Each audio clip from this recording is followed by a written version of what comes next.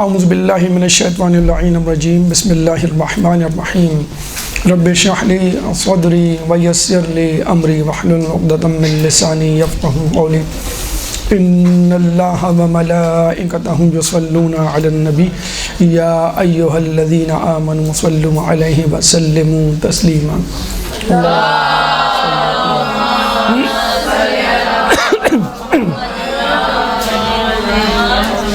جو موضوع آپ کے لیے منتخب کیا گیا ہے وہ ہے امام موسیٰ کاظم علیہ السلام کے علمی کمالات بذریعہ مکالمات، یعنی آپ کی علمی خدمات اور آپ کی علمی منزلت، مرتبہ و مقام جو لوگوں سے مکالمے کی صورت میں ہم تک پہنچا، اب وہ احباب ہوں، اغیار ہوں، فرادہ ہوں یا اجتماع کی صورت میں ہوں، آپ کے سامنے انشاءاللہ بتوفیق خداوندی 5 علمی کمالات یا 5 مکالمات پیش کیے جائیں گے، یعنی 5 مرحلوں میں انشاءاللہ ہماری گفتگو محیط ہوگی۔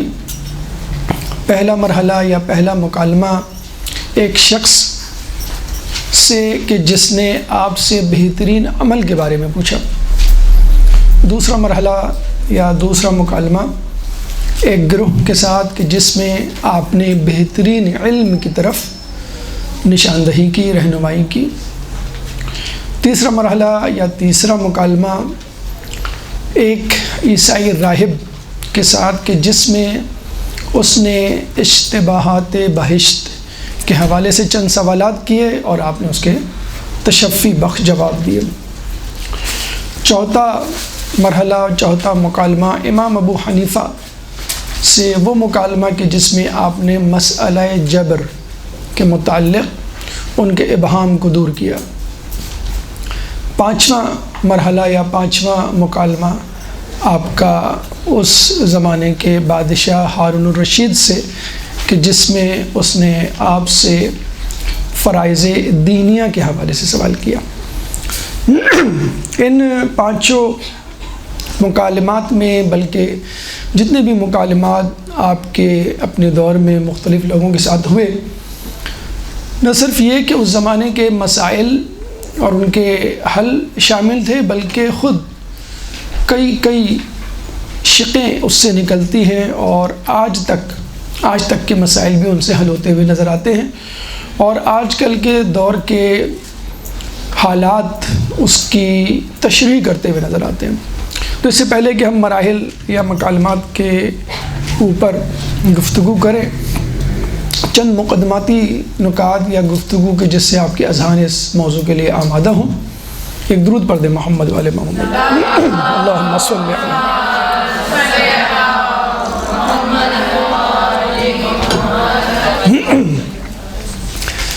علماء کی ظاہر سی بات ہے کہ ذمہ داری علم کو پھیلانا، تو جو شخص علم پھیلاتا ہے اس حوالے سے عالم کی فضیلت قرآن میں سورہ فاطر آیت نمبر 28، سورہ فاطر قرآن کا 35واں سورہ ہے، چیپٹر 35 ورس نمبر 28 میں اللہ تعالیٰ فرماتا ہے انما یخشی اللہ من عبادہ العلماء، کہ بے شک اللہ سے ڈرنے والے بندوں میں علماء ہی ہیں۔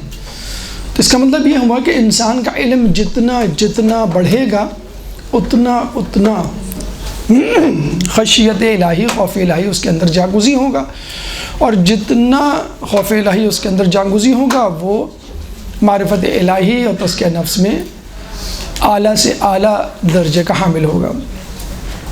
پھر اللہ 2 ٹوک الفاظ میں سورہ زمر آیت نمبر 9، سورہ زمر قرآن کا 39واں سورہ ہے، چیپٹر 39 ورس نمبر 9 میں فرماتا ہے هل يستوي الذين يعلمون والذين لا يعلمون، کیا وہ لوگ جن کو علم ہے ان لوگوں کے برابر ہو سکتے ہیں کہ جن کو علم نہیں؟ علماء اور جہلہ کبھی برابر نہیں ہو سکتے۔ اب جہلہ اپنے جہل سے نکلنے کے لیے کیا کریں؟ اللہ تعالیٰ سورہ نحل آیت نمبر 43، سورہ نحل قرآن کا 16واں سورہ ہے، چیپٹر 16 ورس نمبر 43 میں فرماتا ہے فَاسْأَلُوا أَهْلَ الذِّكْرِ إِن كُنتُمْ لَا تَعْلَمُونَ، اگر تم کو نہیں معلوم تو تم اہل ذکر سے پوچھ لو. اور اہل ذکر سے مراد یہاں پہ اللہ تعالیٰ کے منتخب کردہ نمائندے یعنی رسول اور ان کے اہل بیت ہیں. اگر ہم احادیث مبارکہ کی طرف رخ کریں اور علماء اور علم کی قدر و منزلت کو جاننے کی کوشش کریں تو ہمیں ملتا ہے کہ جب رسول سے پوچھا گیا کہ عالم اور عابد میں کیا فرق ہے یا عالم کی عابد پہ کیا فضیلت ہے، تو رسول نے فرمایا کہ وہی فضیلت جو میری تم سے ادنا ترین شخص پر ہے. یعنی رسول اور رسول کا امتی کون سا امتی؟ جو ادنا ترین امتی ہو. تو بات عالم اور عام آدمی کی نہیں ہو رہی بلکہ عالم اور عابد کی ہو رہی ہے. تو آپ اندازہ لگا لیجئے کہ عالم کی کس قدر منزلت مرتبہ مقام ہوگا. پھر یہ بھی ہمیں روایت میں ملتا ہے کہ روز محشر عابد کو کہا جائے گا کہ جنت میں جاؤ اور عالم کو کہا جائے گا کہ تم لوگوں کو جنت میں لے کر جاؤ جس کو تم پسند کرتے ہو. تو یہ فضیلت ہے، جنت میں جانا اور جنت میں لے کے جانا، بہت فرق ہے. پھر ہم دیکھتے ہیں رسول اللہ حجرے سے نکلتے ہیں، مسجد نبوی میں داخل ہوتے ہیں تو دو گروہ ہیں، ایک علمی گروہ ہے اور ایک عبادت والا گروہ ہے. تو رسول اللہ علم والے گروہ میں بیٹھ جاتے ہیں کیونکہ علم سے ہی عبادت کے مسائل، عبادت کی شرائط، عبادت کی فضیلت، اہمیت اور طریقہ کار ہمیں حاصل ہوتا ہے. اور یہی وجہ ہے کہ جب پوچھا گیا کہ خدا کی تو بہت ساری صفات ہیں، وہ کون سی صفت ہے کہ جو تمام صفات پہ بھاری ہے؟ یعنی مخلوق کو چھوڑ کر ہم خالق کائنات کی بھی بات کریں تو بتایا گیا علم کی صفت ایک ایسی صفت ہے جو تمام صفات پہ بھاری ہے، کیونکہ باقی صفات بھی علم کی روشنی میں واضح ہوتی ہیں، بیان ہوتی ہیں. چنانچہ ہم دیکھتے ہیں کہ رسول کے بعد اہل بیت نے اس امر پہ سب سے زیادہ توجہ دی. اس کے لیے کسی خاص ماحول کا اور سازگار حالات کا انتظار نہیں کیا، اور ویسے بھی رسول کے بعد کسی بھی امام کو سازگار حالات نہیں ملے. خود مولا علی کی اگر ہم زندگی دیکھ لیں، سازگار حالات 4.5 سالہ خلافت کا دور، تو وہ بھی جنگوں سے بھرپور، سازشوں سے پر. پھر ہم چھٹے امام صادق آل محمد امام جعفر صادق علیہ السلام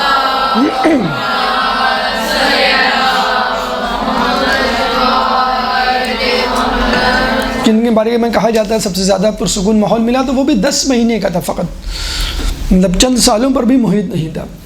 لیکن اس کے باوجود کوئی دقیقہ فروگزاشت نہیں کیا کسی امام نے، وہ گھر ہو کہ سفر ہو، حضر ہو کہ شہر ہو، میدان ہو کہ زندان ہو، محل ہو کہ جنگل و بیابان، ہر جگہ راستے میں چلتے ہوئے بھی اگر علم کے دونوں موتی وہ بکھیر سکتے تھے تو انہوں نے بکھیرے. اور ائمہ میں اگر ہم نظر ڈالیں اور مشکلات کا تذکرہ کریں، مشکلات میں زندان کا تذکرہ کریں، کیونکہ زندان ایک ایسی مشکل ہے کہ جس میں انسان تمام لوگوں سے کٹ جاتا ہے، اور جو بھی وظیفہ یا فرض یا ذمہ داری وہ نبھا رہا ہوتا ہے وہ زندان کی زندگی تک کم از کم وہ موقوف معطل ہو کے رہ جاتی ہے. لیکن سلام ہو اس امام پہ کہ جس نے 14 سال سے زیادہ زندان میں وقت گزارا، لیکن تھوڑی سی دیر کے لیے بھی اپنے فرض سے پہلو تہی نہیں کی. تو 7ویں امام موسیٰ کاظم علیہ السلام ایک درود پڑھتے محمد علیہ.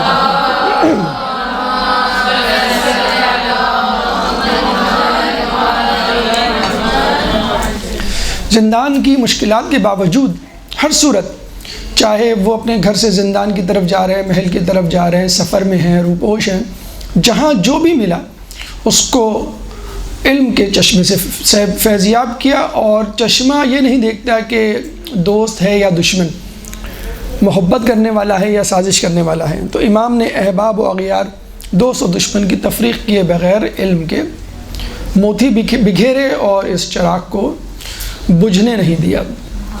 آئیے ہم امام کے پہلے علم کمال یا پہلے مکالمے کی طرف چلتے ہیں کہ جو ایک شخص کے سوال سے شروع ہوتا ہے، اور دیکھیے کس بہترین انداز سے امام نے بہترین عمل کا جواب دیا.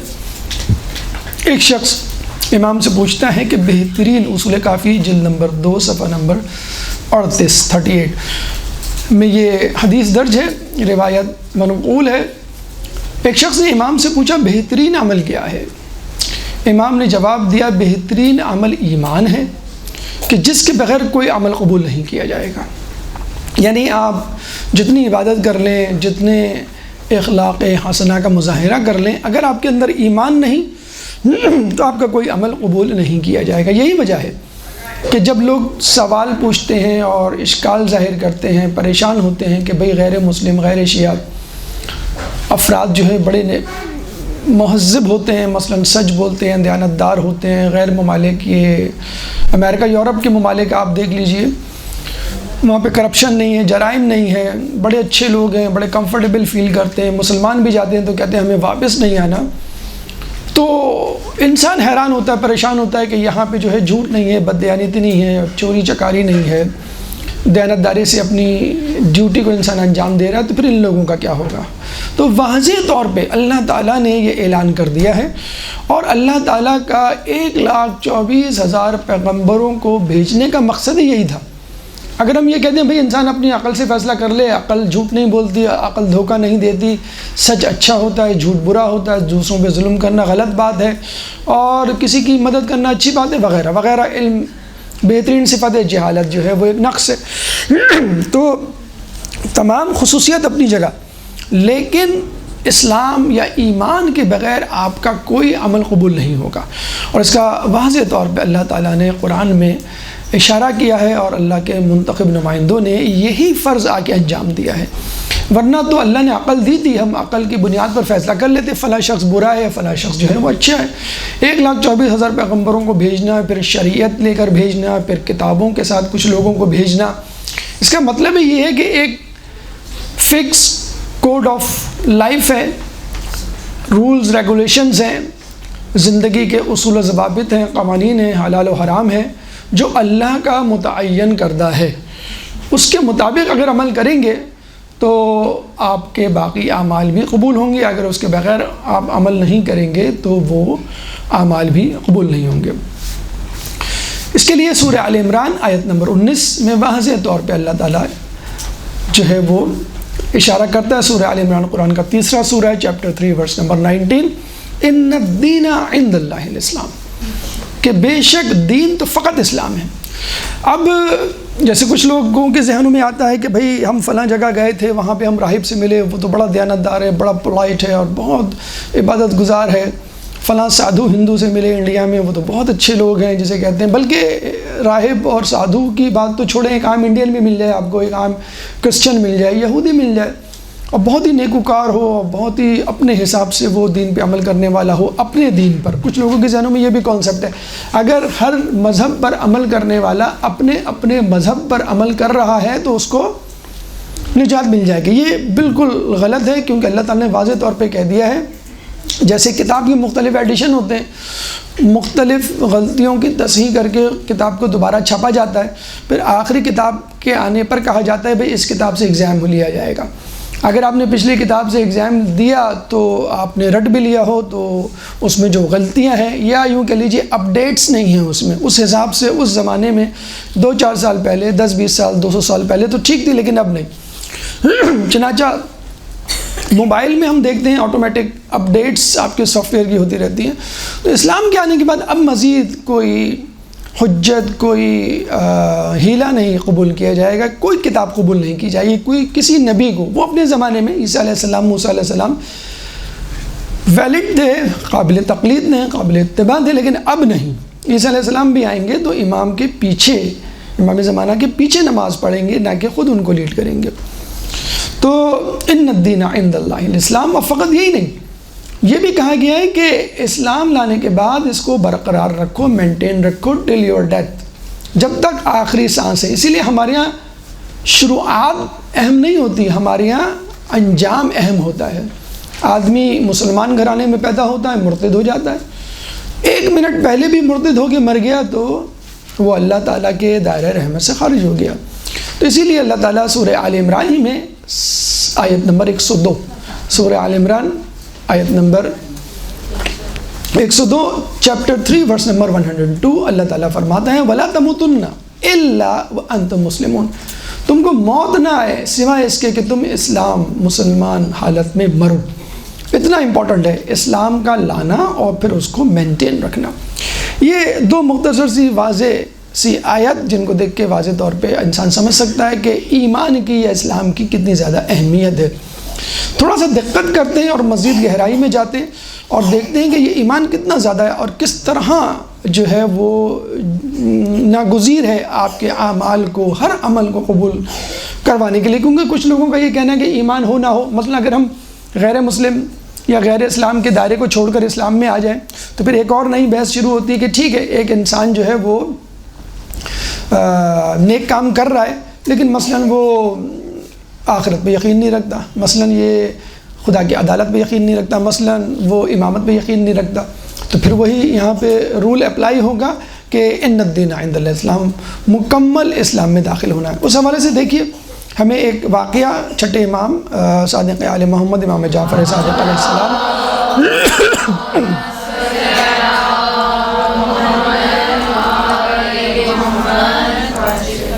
کسی نے ان تک کسی شخص کے تقوی کی اور پارسائی کی تعریفیں کی، اور جب بہت لوگوں نے اس کی گواہی دی تو امام نے کہا چلو میں خود جا کے دیکھتا ہوں وہ کیسا شخص ہے.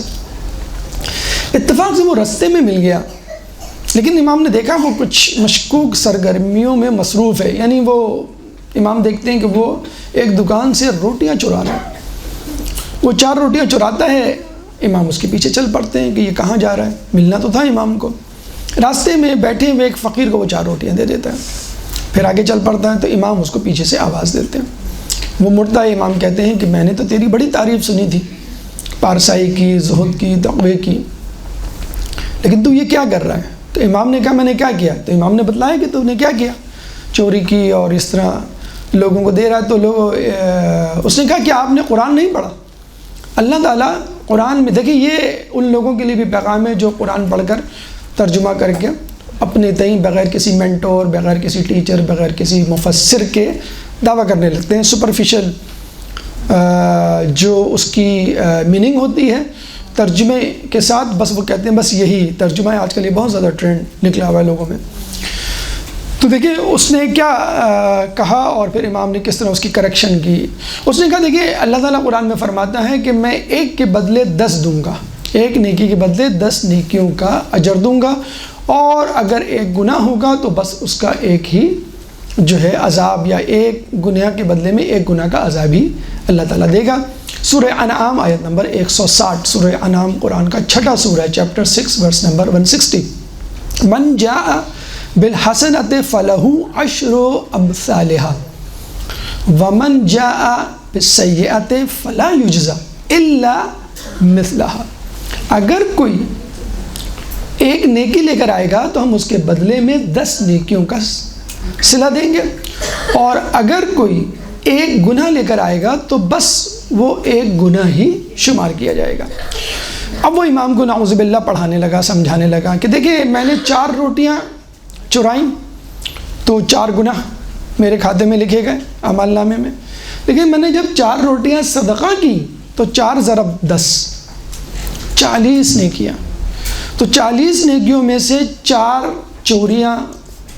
چوری کی ہوئی روٹیاں مائنس کر دیں تو 36 نیکیاں تو ابھی بھی میرے اکاؤنٹ میں، میرے کھاتے میں، میرے عمل نامے میں موجود ہیں، تو ابھی بھی میں فائدے میں ہوں. یہ دیکھیں اس کی کیلکولیشن.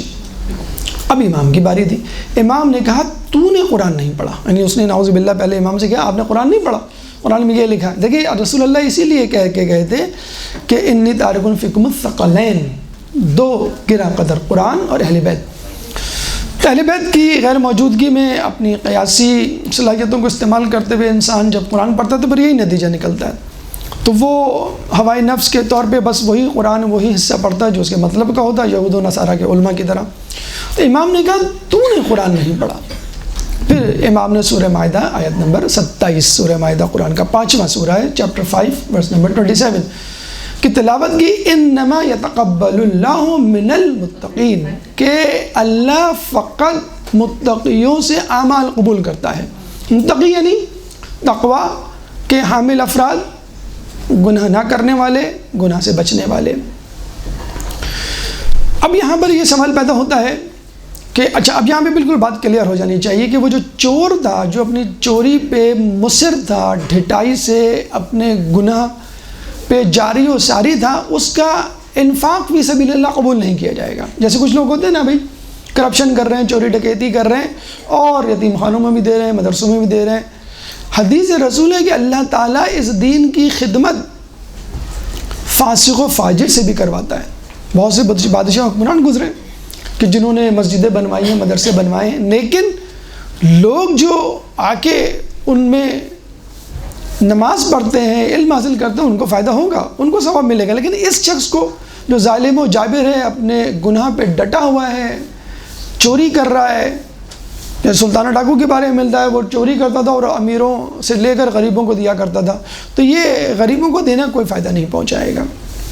تو بلکہ امام نے تو یہ کہا تو نے چوری بھی کی اور مالک شے جو اس چیز کا مالک تھا اس سے پوچھے بغیر تو نے اس کو تصرف بھی کیا، دو چیزیں تو نے کی۔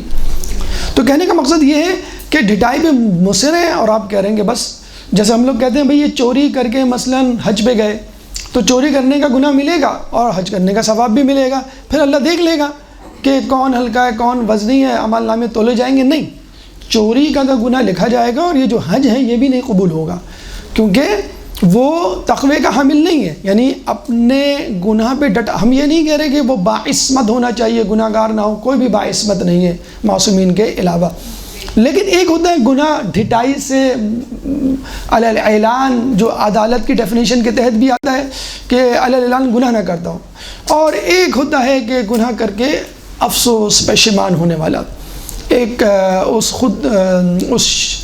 شخص پہ خدا کی رحمت ہو جس شخص کی حالت ہوتی ہے ایک بار خطا ہو جاتی ہے 100 بار ندامت ہوتی ہے۔ تو یہ ہے تقوی کا حامل، عصمت کا حامل نہیں کہہ رہے ہم۔ تو یہ بات بالکل واضح ہو گئی۔ اب اس کا ہماری بحث سے کیا تعلق کہ ایمان کے ساتھ باقی اعمال قبول ہوں گے۔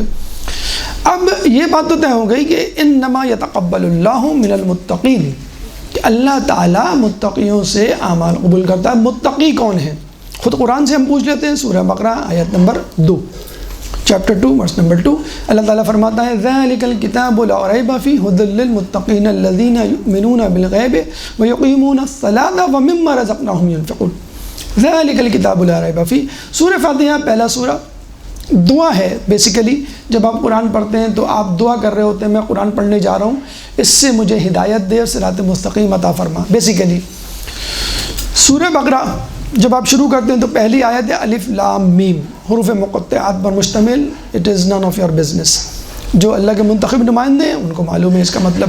بیسیکلی تو آپ جب قرآن پڑھنا شروع کرتے ہیں اور کچھ حاصل کرنا شروع کرتے ہیں تو وہ سورہ بقرہ کی دوسری آیت ہے، اور دوسری آیت میں یعنی شروعات قرآن، پہلا سورہ دعا جو آپ کر رہے ہیں کہ اللہ تعالیٰ مجھے قرآن سے ہدایت دے، اور دوسری سورہ کا پہلا کلمہ، پہلی آیت الف لام میم متقاد، ان کو چھوڑ دیں آپ۔ جو بیسیکلی قرآن کا متن جو آپ سے مخاطب ہیں وہ کیا ہے؟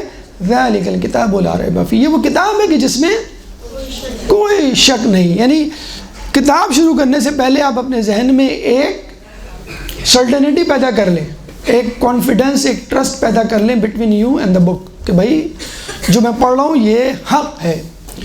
پھر ذَلِكَ الْكِتَابُ لَا رَيْبَ فِيهِ هُدًى لِّلْمُتَّقِينَ، ہدایت ہے متقی۔ ابھی آپ نے ہدایت مانگی تھی سورہ فاتحہ میں اهْدِنَا الصِّرَاطَ الْمُسْتَقِيمَ، فوراً اللہ تعالیٰ جواب دے رہا ہے هُدًى لِّلْمُتَّقِينَ، یہ متقیوں کے لیے ہدایت ہے اور لوگوں کے لیے نہیں ہے، مثلاً فاسق و فاجر کے لیے نہیں ہے جو مسلسل ڈٹائی سے ڈٹا ہوا ہے اپنے فسق و فجور میں اور کہہ رہا ہے میں کتاب پڑھ کے ہدایت حاصل کروں، اس کے لیے نہیں ہے۔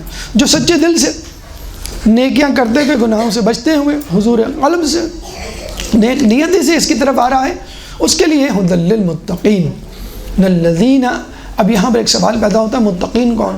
تقوی کے حامل۔ تقوی کی نشانیاں کیا ہیں؟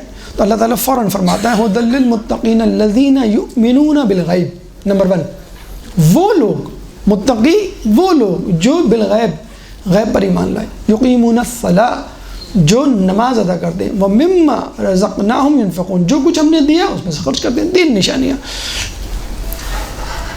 ایمان بالغیب، نمبر 2 اقامت الصلاۃ، نمبر 3 انفاق فی سبیل اللہ۔ ان تینوں میں بھی مقدم کس کو کیا گیا ہے؟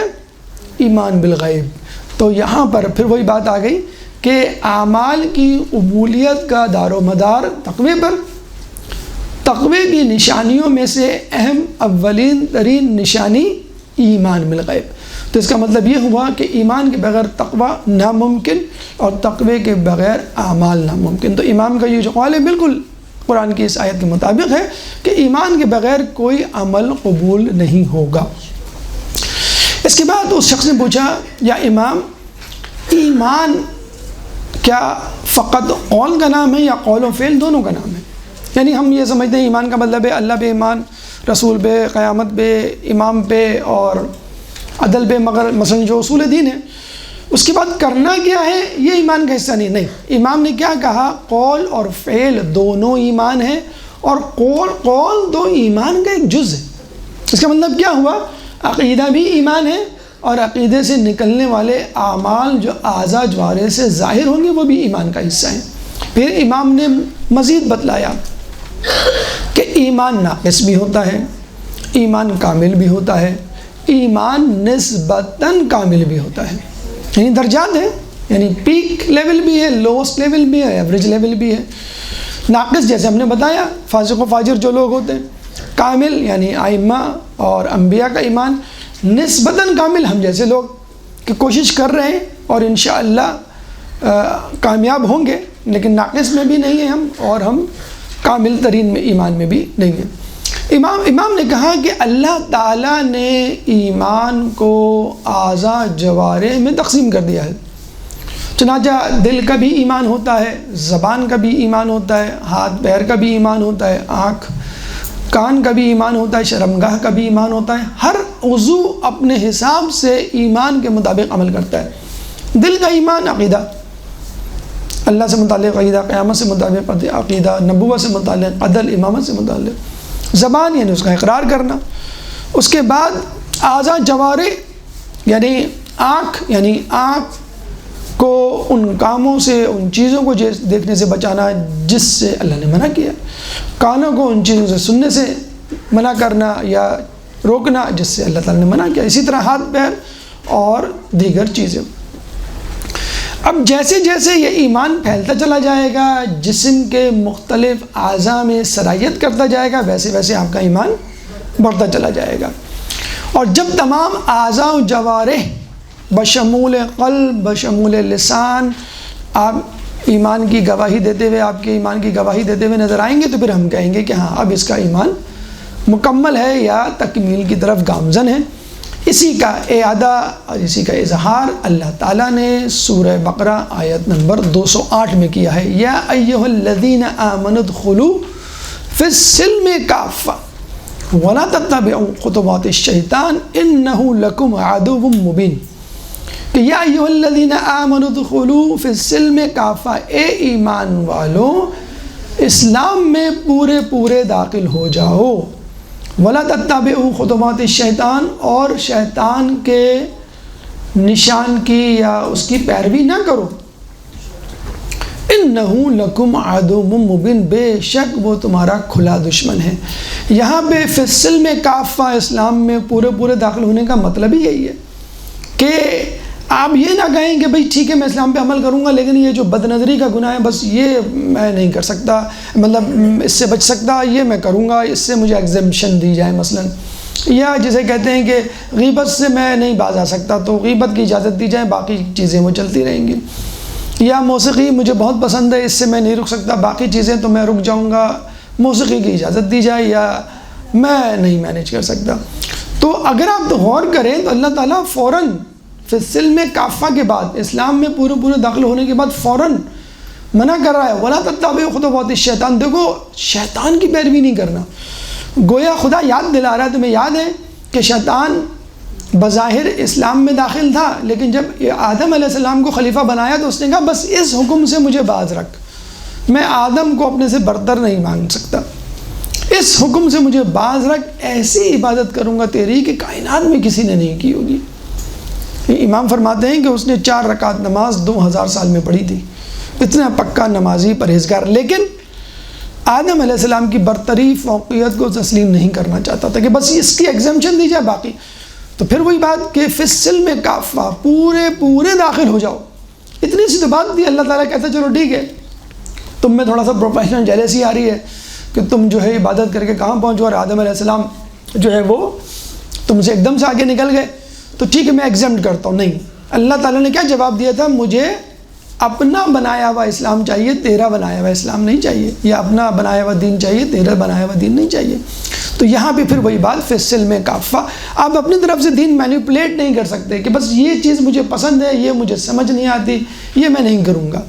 جو چیز مجھے پسند ہے وہ میں کروں گا، اور جس میں میرا فائدہ ہے. مثلا ایک دوسرا پہلو بھی ہے، ایک تو یہ کہ آپ ہر چیز کو قبول کریں، دوسرا آپ کے تمام اعضاء جوارح سب چیزوں کو قبول کریں. پھر جو آپ کے اسلام کے مسلمات ہیں، اصول ہیں، ہر مسلمات ہر اصول کو یہ ٹھیک ہے، نماز کبھی قضا ہو گئی، تاخیر سے پڑھ لی، آپ نے جو ہے وہ جھوٹ بول دیا لیکن دوبارہ آ گیا، لیکن کچھ ہے مسلمات، مثلا ایک تو اصول دین ہے، اس کے علاوہ قرآن ہے، مثلا نماز کا انکار ہے، یہ مسلمات کا انکار ہے.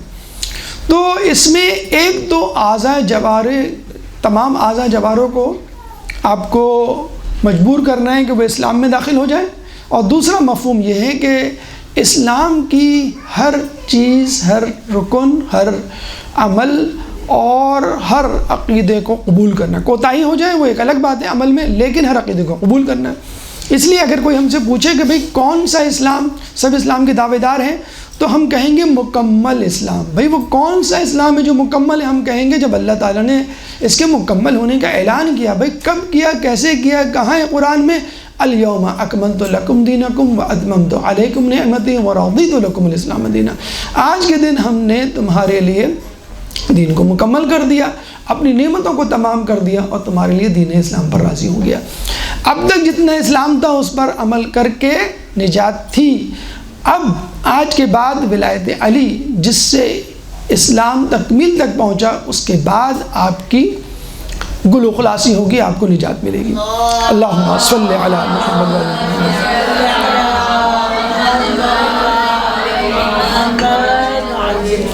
تو بہترین عمل امام نے واضح طور پہ بتلا دیا، ایمان. ان الدین عند اللہ الاسلام. کون سا ایمان؟ الیوم اکملت والا ایمان، نمبر 1. نمبر 2، تمام اعضاء جوارح. یہ نہیں کہ بھئی یہ میرا ویک پوائنٹ ہے، یہ میری کمزوری ہے، بس اس کو آپ چھوڑ دیں، باقی چیزیں میں کر لوں گا، اس کی کوئی ریپلیسمنٹ، کوئی فائن، کوئی جرمانہ نہیں، یہ قبول نہیں ہوگا. تمام چیزیں کو کرنا ہوگا. اب آئیے دوسرے مرحلے اور دوسرے مکالمے کی طرف، جس میں امام نے بہترین علم کی طرف نشاندہی کی. امام مسجد نبوی میں داخل ہوتے ہیں، دیکھتے ہیں ایک شخص ہے جس کے گرد لوگ جمع ہیں، بڑا عزت و تکریم سے اس سے برتاؤ کر رہے ہیں. امام نے پوچھا یہ کون ہے؟ تو بتایا گیا کہ یہ ماہر انصاب، ماہر حسب و نسب ہے، جو عرب کے واقعات اور حادثات کی مکمل خبر رکھتا ہے. یعنی یوں سمجھ لیں عرب ہسٹری میں وہ PhD تھا، پلس شجرہ نسب میں اسپیشلسٹ بھی تھا. تو امام نے واضح طور پہ کہا کہ دیکھو یہ علم مفید ہے، لیکن اس کا نہ جاننا مضر نہیں. جیسے ہم آج کے دور میں مثال لیں گے، میڈیکل ہے، انجینئرنگ ہے، IT ہے، کمپیوٹر پروگرامنگ ہے، بزنس ہے، بہت ساری فیلڈز ہیں. اب ایک آدمی ڈاکٹر بنتا ہے تو اس کا مطلب یہ نہیں ہے کہ بھئی اس نے انجینئرنگ نہیں کی تو اس نے کوئی گناہ کر لیا. انجینئر بنتا ہے تو بھئی آپ کہیں گے تو نے میڈیکل کیوں نہیں کیا. تو it's up to your choice, آپ کا انکلائنیشن جس طرف ہے ٹھیک ہے آپ اس طرف جائیں. لیکن یہ جو ہے نا دین کا علم، یہ سب سے اہم ہے، اس کے بعد پھر آپ کی مرضی ہے. تو امام نے کہا کہ اس علم کا جاننا مفید تو ہے، لیکن نہ جاننا مضر نہیں. جیسے بہت سارے علوم ہیں دنیاوی، یونیورسٹی میں، کالجز میں، آن لائن آپ پڑھتے ہیں، ٹھیک ہے آپ کے لیے مفید ہے، لیکن اگر آپ نہیں جانیں گے تو کیا مطلب؟ اللہ تعالیٰ قیامت میں آپ سے پوچھے گا آپ نے میڈیکل کی، انجینئرنگ کی، IT کی، فلاں فلاں فلاں آپ نے کیوں نہیں لی. ہاں دین کے بارے میں پوچھے گا. تو پھر امام جو ہے وہ آگے بڑھ کے جب امام نے یہ فرمایا کہ نہ جاننا مفید نہیں، پھر امام نے کہا کہ دیکھو دین کی 3 اقسام ہیں: آیات محکمہ، فرائض عادلہ، سنت قائمہ. اچھا اس شخص کی 3 خصوصیت بتائی تھی انہوں نے، ان لوگوں نے، کہ جہاں لوگ بیٹھے ہوئے تھے، کہ یہ حسب و نسب کا جاننے والا ہے ماشاءاللہ، نمبر 2 حادثات، نمبر 3 واقعات. جو عرب تاریخ میں رونما ہوئے. تو امام نے کہا دیکھو آیات محکمہ، نمبر 2 فرائض عدلہ.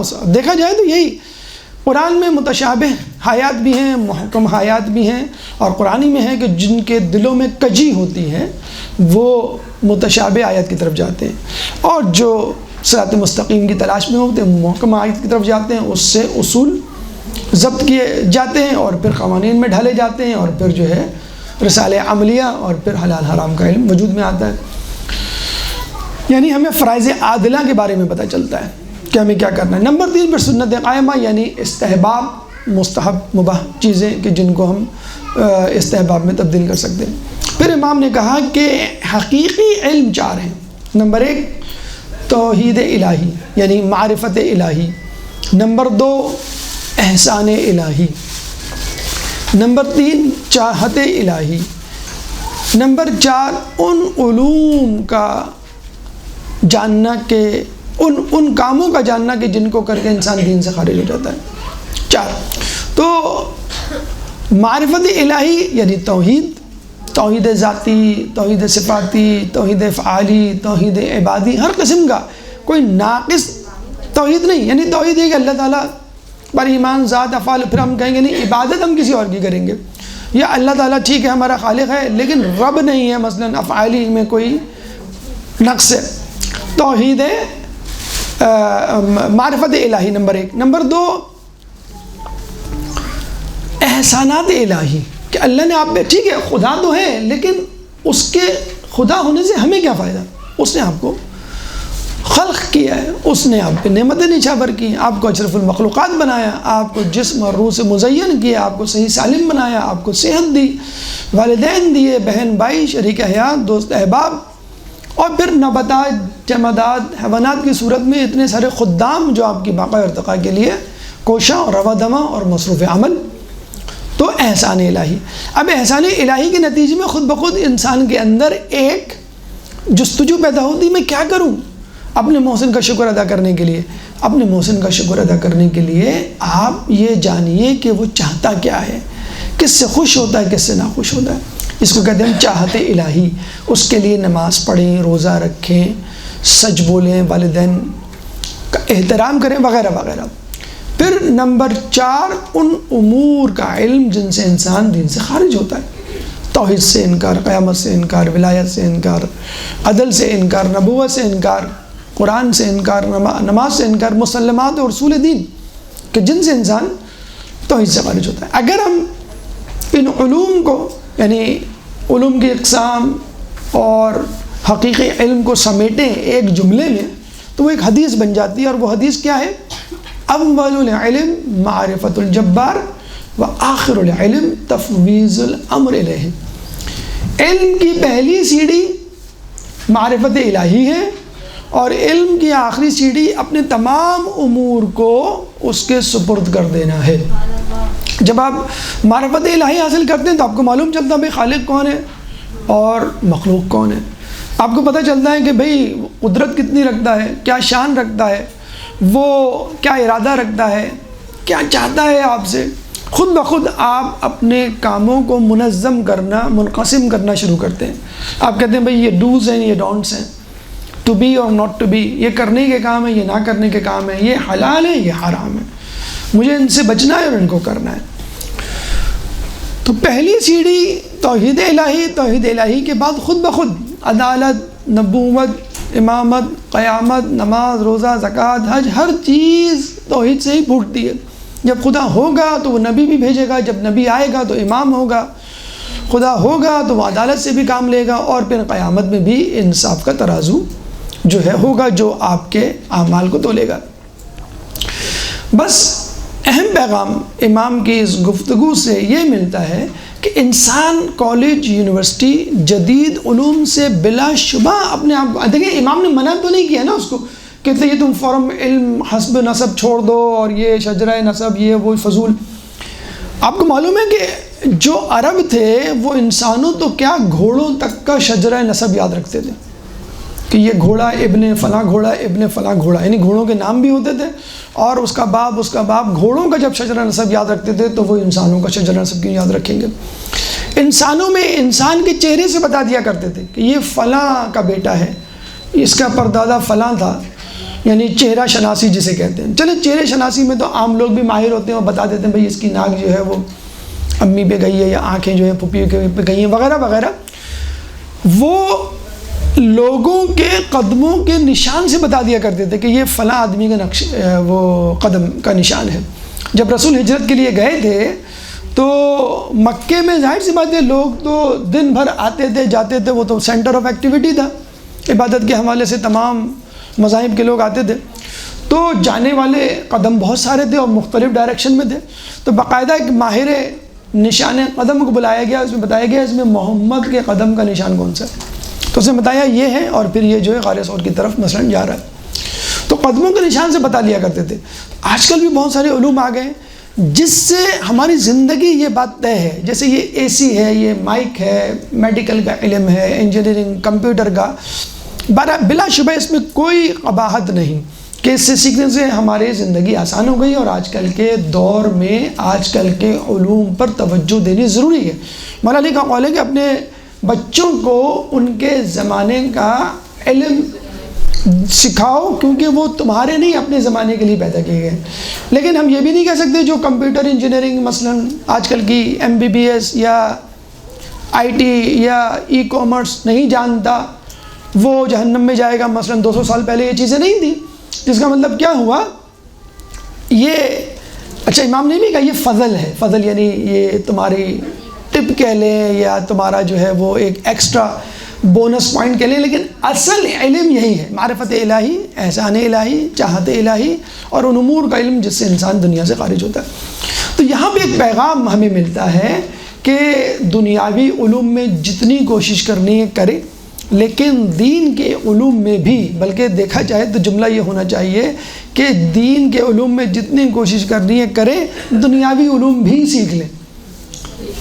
اگر ہم کیا کہتے ہیں بھئی دین دنیا کا علم حاصل کرو، لیکن تھوڑا بہت ذرا دین بھی دیکھ لو، یعنی ویکینڈز پہ سیٹرڈے سنڈے مدرسے چلے جاؤ، یا ایک آدھ گھنٹہ آدھا گھنٹہ نکال کر۔ ہمارا رویہ کیا ہے بھئی یہ ماشاءاللہ یہ بہت اچھا ذہین لڑکا، اس کو میں ڈاکٹر بناؤں گا، یہ جو ہے لڑکی بہت ذہین ہے، کمپیوٹر کی بہت IT پروفیشنل، یہ جو ہے سمجھ میں نہیں آتا یہ کیا کرے گا، یہ بس ایسے ہی بیٹھا رہتا ہے، ہر کام خراب کرتا ہے، اس کو میں سوچ رہا ہوں مدرسے میں ڈال دوں۔ تو وہ کسی نے کہا نا کہ بھئی اللہ کے نام پہ دے دو، تو سیب والے نے سڑا ہوا سیب اٹھا کے دے دیا، تو اس نے کہا اچھا ایسا کرو 10 روپے کا سیب دے دو، جیب سے فقیر نے 10 روپے نکالے اور اس کو دیے، تو اس نے ایک اچھا سا سیب بالکل ناپ تول گھول گھما کے دیکھا، اس میں کوئی داغ پھر دیا، تو اس نے کہا اللہ کے راہ میں سڑا ہوا سیب اور اپنے منافع کے لیے اچھا سیب۔ تو ہمارے لیے بھی یہی ہے کہ ہم اچھی چیز اپنے لیے رکھ لیتے ہیں، doctor, engineer, IT professional, business man, یہ سب بنائیں گے، اور جو بیکار چیز ہے وہ اللہ کی راہ میں دے دو۔ وہ کہیں ہم پڑھ رہے تھے چھوٹا سا وہ واقعہ کہ ایک شخص تھا، اس کے 4 بیٹے تھے، 3 بیٹے بہت اچھے پڑھے، ڈاکٹر، انجینئر، IT پروفیشنل، اور بہت ڈگریاں لی، اور سب کے سب باہر سیٹل ہو گئے، اور وہ بوڑھے ماں باپ جو ہے گھر میں ایک نکما نکٹو جو میٹرک میں بار بار فیل ہو جاتا تھا، تو وہ دعا کرتے تھے مسجد میں اللہ یہ دوبارہ فیل ہو جائے۔ وہ کہتے تھے کیونکہ یہ پڑھ لکھ گیا تو یہ بھی باہر چلا جائے گا۔ وہ کسی نے خوب کہا نا کہ مجھے تو نہیں پڑھنا، کیونکہ جب پڑھ لکھ کے گوروں کی غلامی کرنی ہے تو بہتر آدمی اپنے ملک میں رہے اور اپنے ملک میں جو ہے وہ کچھ کام کرے۔ تو بیچارہ جو پڑھا لکھا ہے وہ باہر چلا جاتا ہے، ماں باپ کے لیے ٹھیک ہے وہ میڈیکل الاؤنس کے طور پہ پیسے ویسے بھیجتا رہتا ہے، لیکن اصل خدمت بیچارہ وہ نکھٹو نکما۔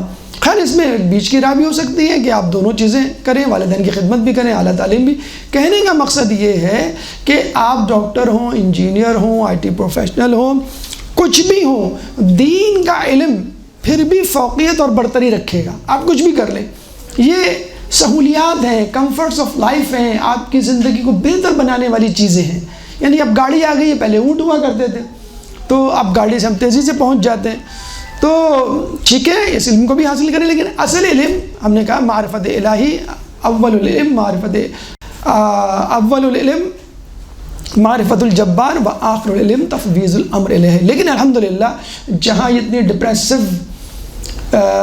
سچویشن ہے اور اتنا جسے کہتے ہیں کہ نا امیدی کی فضا ہے کہ لوگ جو ہے فقط جو ہے وہ دنیاوی علوم کی طرف بھاگ رہے ہیں، دین کے علم کی طرف نہیں ہیں۔ میں ایک فیملی کا تذکرہ کرنا چاہوں گا، ایک فیملی سے ایک زمانے میں میری ملاقات ہوئی، تو وہ ماں ڈاکٹر گائنیکولوجسٹ کینیڈا میں، باپ ڈاکٹر ایمرجنسی اسپیشلسٹ کینیڈا میں، بچہ انجینئرنگ کے فرسٹ ایئر میں، بچی ابھی اسکول میں ہے، اور چاروں کی چاروں کہہ رہے ہیں ہمیں ایران جانا ہے، ہمیں قم جانا ہے، ہمیں پڑھنا ہے۔ ہم نے کہا بھائی آپ پوری کی پوری فیملی ماشاءاللہ مرسیڈیز بینز گاڑی ہے آپ کے پاس، 2 گھر ہیں اور لش لائف گزار رہے ہیں آپ، یہ تو آدمی تو وہاں گاڑیاں صاف کرنے کے لیے بھی اگر اس کو امیگریشن مل جائے تو وہ کینیڈا پہنچ جاتا ہے، آپ کی تو ایک first class citizen of a first class country.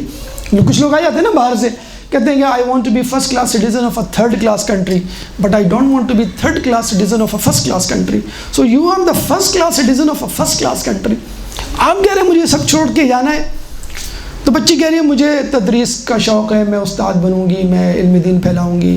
بچہ کہہ رہا ہے مجھے فقہ کا شوق ہے، بتائیں بایوٹرونک ایک نئی فیلڈ ہے، الیکٹرانک اور بایولوجی سے ملتی کے ملاپ سے، اور وہ اصول فقہ اور فقہ کا جو ہے وہ شوق رکھتا۔ ماں گائنیکولوجسٹ ہے، اتنی زیادہ ماشاءاللہ دین کا شغف کہ وہ اپنی اپوائنٹمنٹس جو پیشنٹ کی وہ کینسل کر دیتی کہ میری کلاس ہے، قرآن کی کلاس ہے، میری عربک کی کلاس ہے جو وہ آن لائن لیتی ہیں۔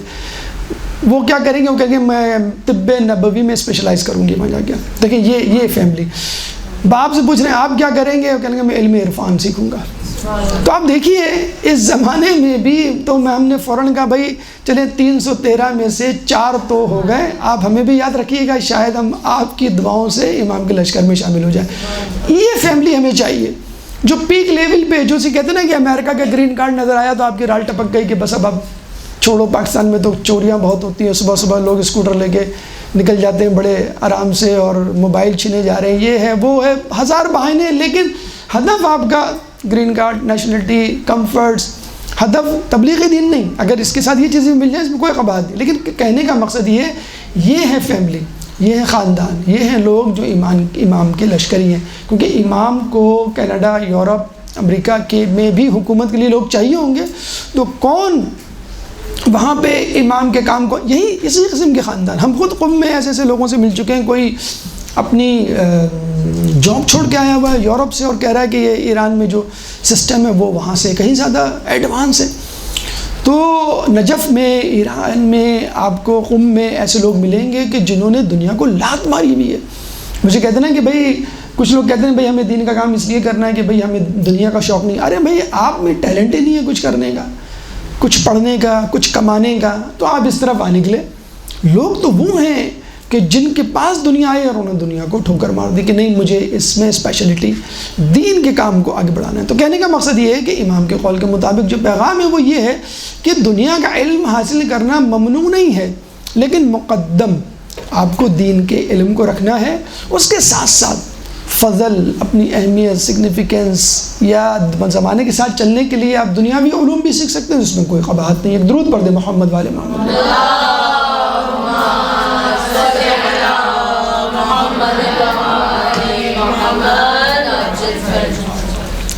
تیسرا مکالمہ عیسائی راہب کے ساتھ، اشتباہات بہشت، اس کو جنت کے حوالے سے کچھ ڈاؤٹس تھے وہ امام نے دور کیا۔ امام حکمران کے خوف سے شام کی طرف بھیس بدل کے نکلتے ہیں، ایک غار میں پناہ لیتے ہیں، پتہ چلتا ہے کہ وہاں پہ راہب موجود۔ اس راہب کے بارے میں پتہ چلتا ہے کہ وہ سال میں ایک مرتبہ باہر نکلتا ہے اور ایک وعظ دیتا ہے، اسپیچ دیتا ہے، پورے سال میں ایک مرتبہ۔ تو آپ اندازہ لگا لیجئے کہ وہ سال بھر کتنا تفکر و تدبر و مطالعہ کرتا ہوگا، پھر جا کے لوگوں کو بتاتا ہوگا۔ امام سے ملا تو امام سے پوچھا کہ آپ مسافر ہیں؟ امام نے کہا میں مسافر۔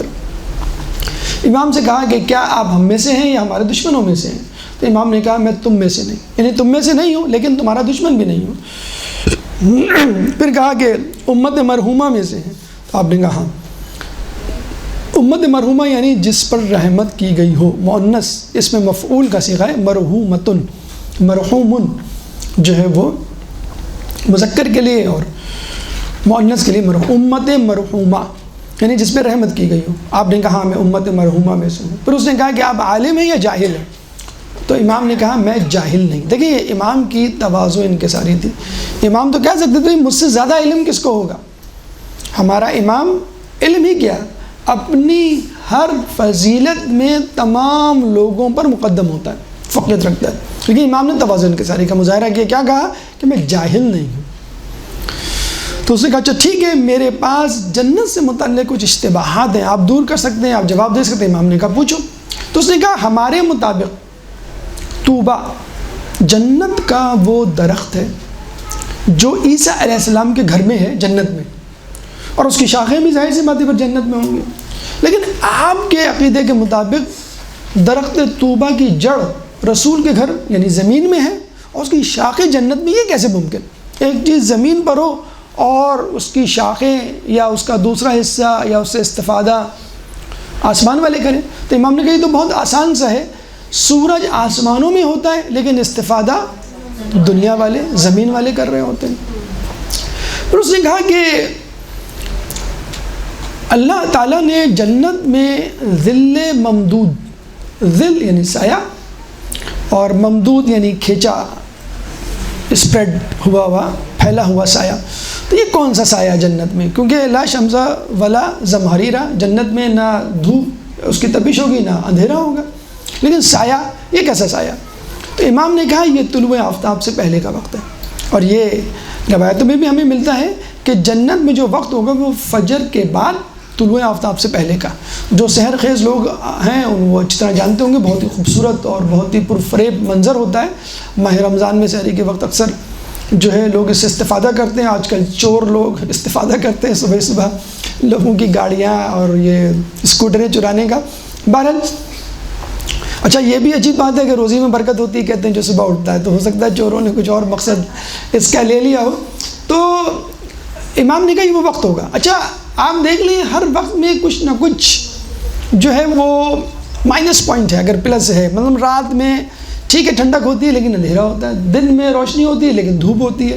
لیکن صبح کا وقت چاہے وہ گرمی کا ہو چاہے سردی کا ہو، ایک عجیب خوبصورتی اور پرفضا ماحول ہوتا ہے. میڈیکل پوائنٹ آف ویو سے بھی کہا جاتا ہے کہ آکسیجن میکسیمم ہوتی ہے. ابھی کرونا کرائسس کے اس دور میں یہ بات اور زیادہ لوگوں کو معلوم ہوئی اور اویئرنیس بڑھی کہ میکسیمم آکسیجن ہوتی ہے اور منیمم پولیوشن ہوتی ہے. تو میڈیکل پوائنٹ آف ویو سے بھی اور شریعت کے حوالے سے بھی صبح کا وقت بہترین ہے اور اللہ تعالیٰ نے اسی وقت کو جنت کے لیے منتخب کیا. پھر عیسائی نے پوچھا کہ ہم نے سنا ہے کہ جنت میں کھانا کھانے سے کم نہیں ہوگا، یہ کیسے ممکن ہے؟ ایک آدمی ایک چیز کھائے اور استفادہ کرے اور وہ کم نہ ہو. تو امام نے کہا دنیا میں اس کی مثال چراغ کی سی ہے، جتنے لوگ اس سے استفادہ کریں گے چراغ کم نہیں ہوگا. یعنی یہ کھانے کی کوئی ڈش نہیں ہے، اگر 2 کھائیں گے تو ٹھیک ہے پیٹ بھر جائے گا، 4 کھائیں گے تو کم پڑ جائے گا، مثلا جلدی ختم ہو جائے گا کھانا. تو جنت کا کھانا مثل چراغ ہے، جتنے لوگ یا ایک آدمی جتنا کھائے وہ کم نہیں ہوگا. آج کل کے دور میں آپ مثال لے سکتے ہیں، آپ کی جو ای میل مثلا یا واٹس ایپ میسیجز آپ بھیجتے ہیں 257 ایک گروپ میں ہیں، آپ نے ایک میسیج بھیجا، وہ میسیج آپ کے پاس بھی موجود ہے، 257 لوگوں کو بھی پہنچ گیا. تو عین ممکن ہے کہ ایک چیز پھیلے، لوگ استفادہ کریں اور وہ مینٹین رہے. پھر اس نے پوچھا کہ میں نے سنا ہے کہ جنت میں لوگ کھائے پیئیں گے تو لیکن بول و براز پیشاب پخانہ نجاست نہیں ہوگی وہاں پہ، یہ کیسے ممکن ہے؟ تو امام نے کہا کہ دیکھو دوران حمل بچہ کھاتا پیتا ہے 9 مہینے لیکن بول و براز پیشاب پخانہ نہیں ہوتا اس کا. آج کل کے دور میں اس کی مثال آپ دیکھ لیجئے، ری سائیکلنگ ہم کہتے ہیں. ہمارے یہاں تو پورا شہری کوڑے دان ہے، جو چیز جب چاہے ہم پھینک دیں. گندی گلی ہم نے بنائی ہوئی ہے جس میں عورتیں جو ہیں اپنے بال اور بچے جو ہیں وہ اپنا پیمپر اور بڑے جو ہیں وہ اپنے ناکارہ چیزیں جو بھی ہیں وہ پھینک دیں. تو انگلینڈ میں باقاعدہ 3 باکسز ہوتے ہیں، انگلینڈ یورپ امریکہ کینیڈا میں، یلو گرین اور ریڈ جسے کہتے ہیں. ایک میں کچن کا گاربیج ہوگا، ایک میں ڈرائنگ روم اور دیگر کمروں کا، اور ایک میں جیسے آپ کا تھرموپول ہے، پلاسٹک ہے، باکس وغیرہ، اور اسی حساب سے وہ یوٹیلائز یا ریسائیکل ہوتے ہیں. اگر آپ نے کچن کا جو ہے سامان کسی اور باکس میں ڈال دیا تو آپ کے اوپر فائن لگے گا. یعنی کوڑا غلط جگہ ڈالنے پر بھی جو ہے وہ وہاں پہ فائن لگتا ہے. تو ریسائیکلنگ یعنی جو کچھ آپ ضائع کر رہے ہیں وہ بھی استعمال ہو رہی ہے. یہ بھی ہم نے سنا ہے کہ ابھی ریفرنس مجھے یاد نہیں کہ جنت میں کھانا کھانے کے بعد آپ ایک ڈکار لیں گے. تو آپ نے دیکھا ہوگا ڈکار لینے کے بعد کچھ لوگ بوتل کولڈ ڈرنک فزی ڈرنک پیتے ہی اس لیے کہ ڈکار آئے اور جو ہے وہ ہلکا ہو جائے معاملہ. حالانکہ اسی فزی ڈرنک سے گیس بنتی ہے، وہی گیس نکلتی ہے، کوئی اضافی جگہ نہیں کریٹ ہوتی. تو ڈکار لے گا، اس ڈکار سے آپ کا پیٹ خالی ہو جائے گا. اور ویسے بھی جنت میں ہم بھوک کی وجہ سے یا پیاس کی وجہ سے کھائے پیئیں گے نہیں. حوض کوثر سے جو ہم سیراب ہوں گے اس کے بعد نہ بھوک لگے گی نہ پیاس لگے گی. لذت کے لیے ہم کھائیں گے، لذت کے لیے ہم پئیں گے. تھکن اور کوئی بھی پسینہ یا بولو براز نجاست کا وہاں کوئی کام نہیں. تو آج کل کے دور میں جیسے ابھی تو ہم نے ایک اور عجیب نیوز پڑھی، آپ پتہ نہیں مناسب ہے بتانا کہ نہیں. آپ واش روم گئے، باہر نکلے، باہر جو کولر لگا ہے اس سے آپ نے پانی پیا، تو آپ کو بتلایا گیا جو واش روم میں کموڈ ہے وہاں سے ایک پائپ ہے وہ جاتا ہے کولر میں ایک فلٹر لگا ہوا ہے جو یورین کے ویسٹ پروڈکٹس ہیں، یوریا، کریٹنن، الیکٹرولائٹس، اس کو الگ کر دے گا اور پانی کو منرل واٹر میں چینج کر کے الگ کر دے گا. یہ جو پانی آپ نے پیا ایک گلاس، یہ وہی پانی ہے. تو بہرحال یہ بات پروف ہو گئی کہ کوئی چیز ضائع نہیں ہو رہی. ہمارے یہاں آپ گاؤں دیہات میں بھی چلے جائیں تو یہ جو وہ ہوتے ہیں گوبر، اس کو خواتین جو ہیں وہ ایندھن کے طور پہ بہرحال استعمال کرتی ہیں. پھر اس نے پوچھا امام سے کہ جنت میں جو خدام ہوں گے، ملازمین ہوں گے، وہ کہتے ہیں کہ حکم دیے بغیر تعمیل کریں گے. تو امام نے کہا اس میں کون سی حیرت کی بات، ہم اپنے ہاتھ پیروں کو حکم تو نہیں دیتے، یہ تو خود ہمارے حکم کی تعمیل کرتے ہیں.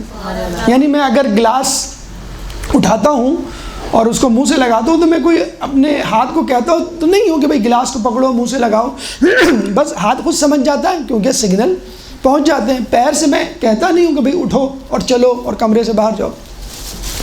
تو خدام آپ کی سائیکی کو، آپ کی فیس ریڈنگ کو سمجھ رہے ہوں گے. بلکہ آج کل کے دور میں اگر ہم مثال دیں تو ایسے ٹی وی آ گئے جو جب آپ آن کریں گے تو وہ آپ کی تصویر لیں گے، ویڈیو بنائیں گے، آپ کا موڈ کیسا ہے، اور آپ کی موڈ کو دیکھتے ہوئے وہ پروگرام پیش کریں گے، آپشن پیش کریں گے، اور پھر آپ اس پہ کلک کریں گے. تو کچھ بولے بغیر ٹی وی یا موبائل آپ کے حکم کی جو ہے وہ تعمیل کر رہے ہیں.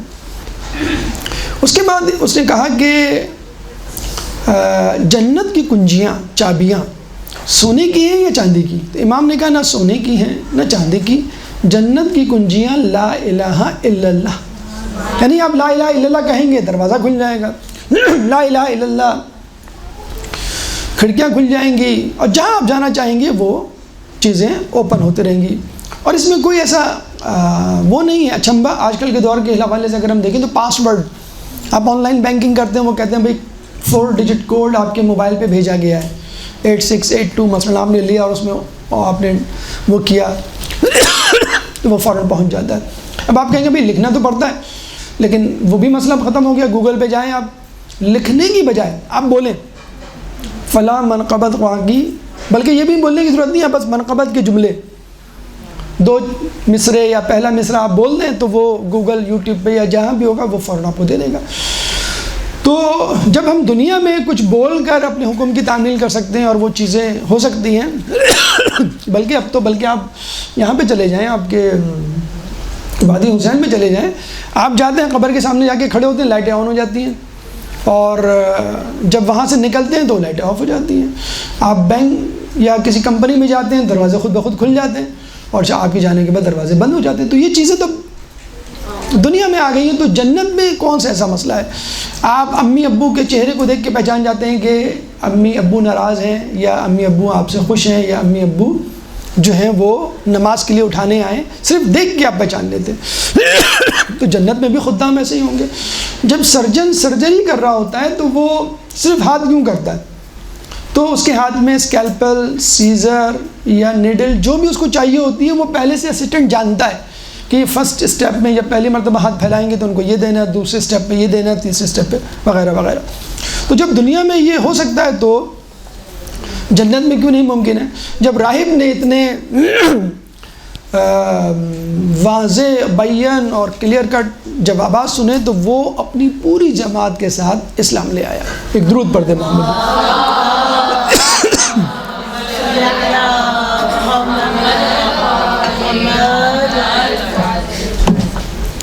اب آئیے چوتھا مکالمہ امام ابو حنیفہ کے ساتھ. اچھا، امام ابو حنیفہ کے بارے میں آپ کو معلوم ہے کہ وہ 5ویں امام کے پاس آیا کرتے تھے علم حاصل کرنے. آپ نے پڑھا ہوگا ایک دفعہ وہ نہیں تھے یا سو رہے تھے تو ان کے صاحبزادے امام جعفر علیہ السلام موجود تھے، ان سے انہوں نے پوچھا، کہ وہ تو سو رہے ہیں، جانے لگے، ان کا مجھ سے پوچھ لو، کہ آپ سے کیا پوچھوں، آپ تو میرے ہم عمر ہیں، نہیں پوچھو. انہوں نے پوچھا تو ماشاءاللہ اتنا تفصیلی جواب دیا. پھر وہ جب بھی آتے تو امام نہیں ہوتے، امام پانچویں امام، تو چھٹے امام سے پوچھ لیتے. ایک دفعہ چھٹے امام بھی نہیں تھے تو ان کے صاحبزادے یہی ساتویں امام موسیٰ کاظم، 6-7 برس غالباً ان کی عمر تھی. تو انہوں نے کہا مجھ سے پوچھ لو. اب یہ اور پریشان کہ والد سے پوچھا، ان کے بیٹے سے پوچھا، اب بیٹے کے بیٹے، انہوں نے پوچھ لیا. انہوں نے اتنا تفصیلی جواب دیا کہ وہ حیران. تو امام ابو حنیفہ نے کہا چلو ایک اور مسئلہ میرے ذہن میں گردش کر رہا ہے، وہ بھی آپ بتا دیں. اور اچھا مسئلہ اتنا مشکل تھا کہ وہ بچے کیا جوان بھی نہ دے سکے. تو امام سے پوچھا، یعنی جب وہ 6-7 سال کی عمر کی تھی، امام سے پوچھا کہ گناہ ہم جبرن کرتے ہیں یا اپنے اختیار سے کرتے ہیں؟ مطلب کچھ لوگوں کا اس زمانے میں یہ نظریہ بن گیا تھا کہ گناہ جو ہے وہ مجبور ہے، ہم خدا کرتا ہے، خدا کرواتا ہے. مثلا ابھی بھی جو ہے ایسے لوگ مسلمان حلقے میں موجود ہیں، یہ کہتے ہیں بھائی یہ نماز جو ہے وہ اللہ ہی پڑھواتا ہے اور گناہ بھی اللہ ہی کرواتا ہے، یہ اللہ پر ہے بھائی. تو امام نے کتنی خوبصورتی سے جواب دیا، بائنری فشن اس کو آج کل کی زبان میں کہتے ہیں. امام نے کہا دیکھو یہ گناہ جو ہم کرتے ہیں یہ 3 حالتوں سے خالی نہیں. نمبر 1 خدا کرواتا ہے، جو کہ آپ کہہ رہے ہیں خدا کرتا ہے. نمبر 2 خدا اور بندہ مل کے کرتے ہیں. نمبر 3 بندہ کرتا ہے. امام نے کہا دیکھو اگر خدا کرتا ہے تو سزا بندے کو کیوں ملے؟ جہنم میں نعوذ باللہ من ذالک خدا جائے. خدا اور بندہ مل کے کرتے ہیں تو پھر دونوں کو سزا ملنی چاہیے، بلکہ خدا کو نعوذ باللہ زیادہ، کیونکہ وہ تو ماسٹر مائنڈ ہے نا. ہم کہتے ہیں سرغنہ پکڑا گیا، اب ماسٹر مائنڈ پکڑا گیا، اس کو سزا ملنی چاہیے. یہ تو بعض وقت تو عام لوگ تو چھٹ بھی جاتے ہیں کہ ان کو استعمال کیا گیا. تو سزا جو ہے وہ خدا کو بھی ملنی چاہیے، زیادہ ملنی چاہیے ماسٹر مائنڈ ہونے کے ناطے. تیسرا اب یہی رہ جاتا ہے کہ بندے نے گناہ کیا. اب اس کی دلیل یہ ہے کہ اگر وہ کرے گا گناہ تو اس کو سزا ملے گی، نہیں کرے گا تو اس کو ثواب ملے گا، یا نیکی کرے گا تو اس کو ثواب ملے گا. تو سزا و جزا رکھی اسی لیے کہ اس کو اپنے عمل کے مطابق صلہ ملے. اچھا یہی مسئلہ تھوڑا سا براڈ اسپیکٹرم میں بعد میں پیش آیا غالباً، اور وہ مسئلہ اس طرح پھیلا کہ زندگی کیا ہے. ابھی تو ہم گناہ کی بات کر رہے ہیں نا، گناہ کیا ہے، مجبوراً کیا جاتا ہے یا مختاراً. اوور آل زندگی کیا ہے، جو کچھ ہمارے ساتھ ہوتا ہے، جو کچھ ہم کرتے ہیں. تو مسئلہ بڑا شدید اختیار کر گیا اور لوگ مخمسے میں پڑ گئے کہ زندگی کیا ہے، زندگی اجبار ہے یا اختیار ہے. مجبوراً جو کچھ ہو رہا ہے ہمارے ساتھ یا ہم کر رہے ہیں بس مجبور ہیں ہم، یا پھر مختار یا ہمارے ہاتھ میں ہے. تو جب حل نہیں ہوا تو امام کو بلایا گیا، ساتھ میں امام جاتے ہیں اور بڑا اچھا خوبصورت جملہ جسے کہتے ہیں کہ وہ کہتے ہیں، وہ کیا جملہ تھا، لا جبرا ولا تفویضا ولکن امر بین الامرین، کہ زندگی نہ جبر ہے نہ تفویض. تفویض یعنی کسی کو دے دینا، اختیار دے دینا. ولیکن امر بین الامرین، یہ دونوں کے درمیان کی شے ہے. اگر آپ ائمہ کی زندگی کو کھنگالیں اور مکتب اہل بیت کا مطالعہ کریں تو آپ کو پتہ چلے گا کہ یہ اعتدال پسند اور معتدل ترین مذہب رہا ہے اور ہے ابھی بھی. شدت پسندی دونوں طرف کی، افراد و تفرید سے ہٹ کر. ولیکن امر بین الامرین، زندگی نہ جبر ہے نہ اختیار ہے بلکہ درمیانے کی چیز ہے. دلیل بہت واضح ہے.